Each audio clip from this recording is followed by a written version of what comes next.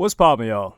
In this somewhat never-ending saga of Drake versus Kendrick Lamar, we've got one of the newest and bizarre pieces of information in that, allegedly, there are some places in Houston, America, where they're not allowed to or have been tapped on the shoulder and told not to play Not Like Us. The person that pointed this out, someone said Drake really got Not Like Us banned in Houston. And then someone quoted it, a DJ, and she said, yeah, I done already got in trouble a few times for playing it at some clubs. I will say that a bunch of people in the replies were saying that they're outside everywhere in Houston and they hear it being played and they hear it being played in venues and DJs are spinning it and they're playing a lot of Kendrick hits, including Not Like Us, and they're also playing Drake hits, which is understandable. However, I don't know if Drake made this happen.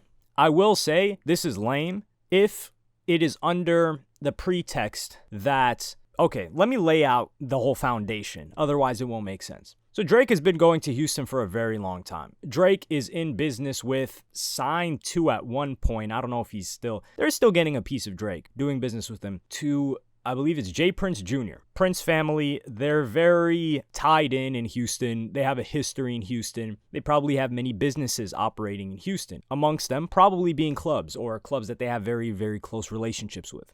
If the Prince family owns certain venues, clubs, etc., where DJs would be playing, and they are close friends with Drake for 16 years, maybe 15, 16 years, and they choose to not have Not Like Us played at the venues that they own, I don't have a problem with that. And that's coming from somebody that wants this song played. The reason why I don't have a problem with that is these guys are friends. Not even friends. They call themselves family, right? That's what they call it, not me. Whenever someone's trying to throw around the word family, I always get very skeptical. But that's just me. So these guys are very, very tied in. They're very close friends. They do business together. How would it look if you've got an anthem that is supposedly slandering your homie and you're letting people play it at an establishment that you own? Do you see how that's disrespectful? So I understand that. However, where I find it whack and lame, if this is the case, which I don't think people are drawing enough nuance here. And nobody said that the Prince family was the one doing this in Houston. Nobody said it was Drake doing this in Houston.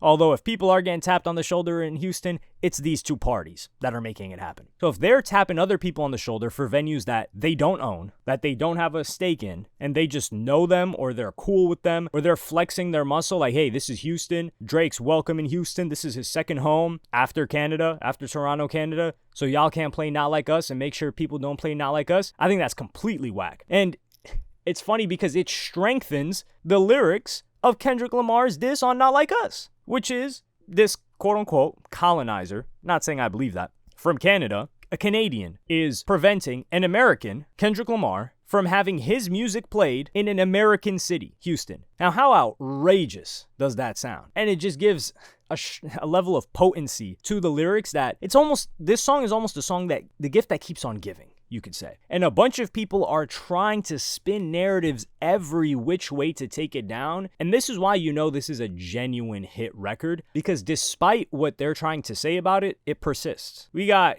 who was it? Steph Curry that said, man, they're playing this song everywhere. And they play every hit everywhere. And everyone's trying to say, yeah, this thing's overrated. This is overplayed. I'm getting tired of this song. Listen, am I listening to the song as frequently as I did when it came out in the next 3 to 4 weeks after that? No, I'm not. But that's with any hit. But we can't claim that this song is getting nearly as much or overplayed as much as Back to Back or God's Plan. God's Plan was insufferable, the amount of times they played it. And it's not that I wasn't a big fan of God's Plan. I enjoyed Back to Back a lot more than God's Plan. So I wasn't complaining about Back to Back. But God's Plan, I got tired of. I said, yo, please stop playing this song. Just the beat just comes on, and I was like, oh my God, please skip this. It's not that I didn't like the song, I just got tired of it. So they're trying to claim that everyone's getting tired of this song, but these are really just Drake stans and Kendrick haters that are saying this. Because outside, everyone's playing this. People love this song that aren't attached to this beef. So these narratives aren't working and the charts aren't lying, especially if they're trying to prevent. The fact that you need to prevent people from playing the song just goes to show that people want to hear the song. Otherwise, the DJ wouldn't be playing it. If he saw that people were getting tired of it, or in this case, if she saw that people were getting tired of it, she wouldn't be spinning it. But they want to hear it.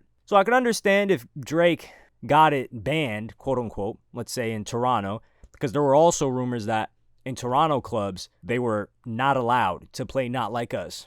Okay, The Vancouver incident that happened with Rick Ross, okay, but that was Rick Ross. I don't know if it's being played in Vancouver clubs. I know we got people watching here from British Columbia. Let me know. Vancouver clubs, Canadian clubs, are they playing the Not Like Us track? Because I think they are. It's just in that situation, I think it's contextual where, hey, this is Rick Ross. He's trying to do some embarrassing stuff. I went over that in that video, so you could watch that. I'm not going to dive into that whole rabbit hole and take us on a tangent here. I think they're playing it. But even then, I could understand, hey, it's Canada. But, yeah, yo, coming to Houston, what's next? He's going to try to stop it from being played in New York? And the thing is, Kendrick Lamar, he hasn't tried to stop any Drake track from this beef from being played. You know what the thing is, though? None of these DJs want to spin the Drake tracks from the beef because people don't really want to listen to them.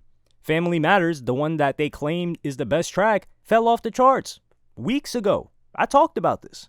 So even the Drake stans that claim that they love this song, they're not spinning it.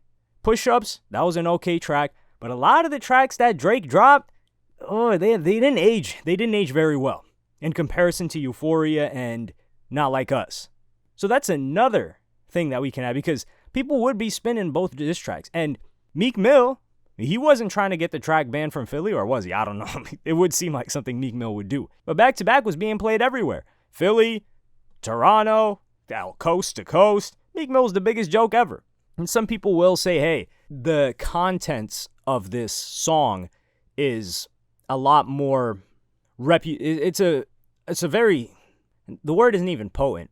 Some will call it slander, but I don't really want to throw that word. It cuts a lot deeper, and it harms Drake's public image a lot more, not just as an artist, but as a person. So I think this hurts not just Drake, but Aubrey Graham, where people are thinking, oh, this person's a predator, and they're singing along to these lyrics. Meanwhile, Meek Mill, it's, hey, Meek Mill, the artist, the rapper, he's lame, he's whack, it's his girls' tour. I think there is context that needs to be put out between these two diss tracks. This is a different level of disrespect. However, we have to admit that Drake kicked all of this off. So Drake knew where this was leading. So I can't really feel bad in that realm. But yeah, we got to let Not Like Us play out. The Not Like Us haters, listen, I'm not sorry. You will have to endure the rest of the summer with this song. Minimum. And people will keep playing it. And I don't like this banning of it. I'm not going to lie. But like I said, I gave context. If it's the first situation, I understand. If it's the second, I'm not rocking with that. I don't like that. And I think it's not harmful, but it only strengthens the point that Kendrick Lamar was making. But let me know what you guys think in the comments. Like, subscribe, and hit the notification bell if you enjoyed. Follow me on Twitter and Instagram. Thank you for watching. Peace.